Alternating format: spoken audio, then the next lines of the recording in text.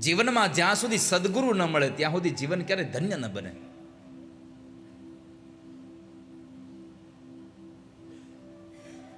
જીવનને ધન્ય બનાવવું હોય તો સદગુરુની આવશ્યકતા બહુ છે. રામચરિત માનસ કહે છે, ગુરુ બિન ભવનિધિ તરઈ ન કોઈ. આ સંસારમાં જેને જેને ગુરુ નથી મળ્યા એ સંસારને પાર ન કરી શકે. આ ભવ પાર થવું હોય તો ગુરુની જરૂરિયાત બહુ છે. દરિયો મળી ગયો છે આ ભવસાગરનો, આ હોડી મળી ગઈ છે મનુષ્ય અવતારની, પણ આ હોડીને હકાવવા માટે, સામે કિનારે લઈ જવા માટે કોઈ સદગુરુ રૂપી નાવિકની જરૂર છે.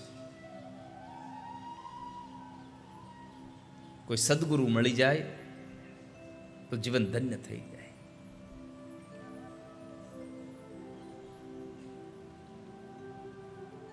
તો સુખદેવજી મહારાજને વંદન કર્યા કે જેણે આપણને ભગવાન ભાગવતનું જ્ઞાન આપ્યું છે.